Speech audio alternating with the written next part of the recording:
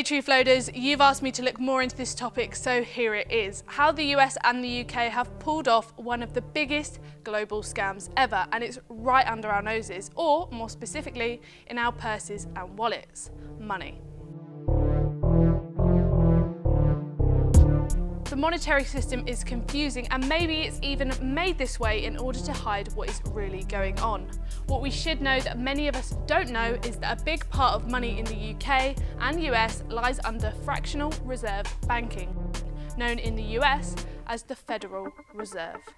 Have you heard of the Federal Reserve? If you haven't, don't be misled by its name. It's neither federal government owned nor has reserves. Unsurprisingly, they don't want you knowing that.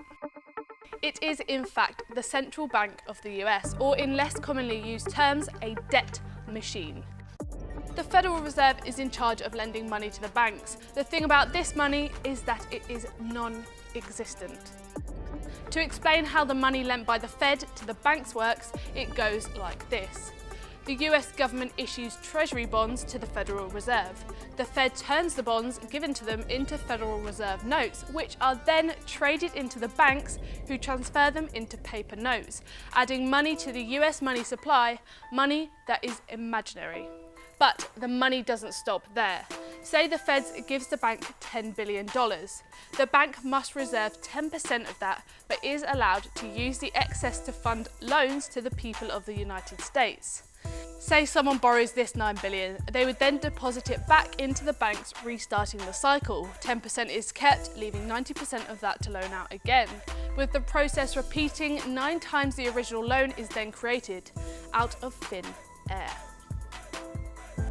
There will never be enough money in the world to pay back the debt, never mind the debt accumulated by interest. The population is enslaved by the very thing it needs to survive.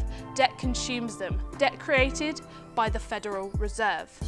The money lent out to the people gains interest, which can cause bankruptcy, the foreclosure of homes, and other financial tragedies for the public.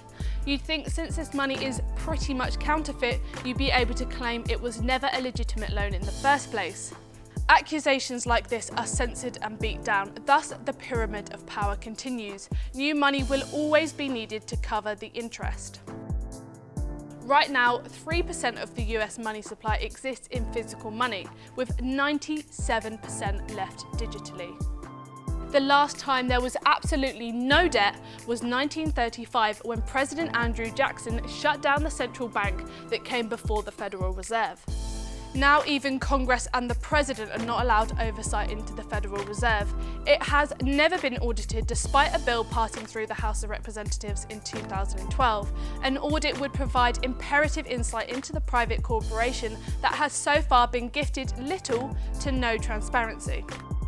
It has ultimately created money which isn't money at all, money that is debt.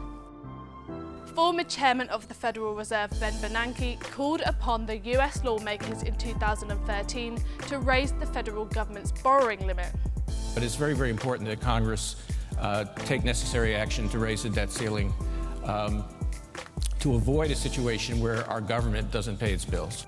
He insisted that raising the debt ceiling wasn't the same thing as generating new spending.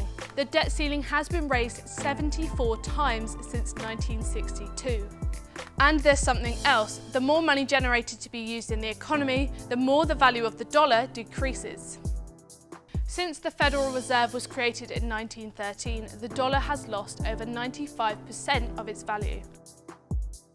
As supply and demand grows, the more money is issued from nowhere, the more the dollar costs, and the more everything we buy costs. This is inflation, the hidden tax on the public. Think about that.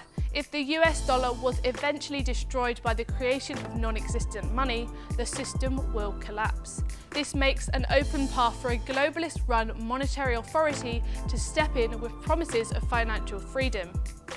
In reality, power is handed over to the wealthy few, and we are once again chained down with our need to rely on them.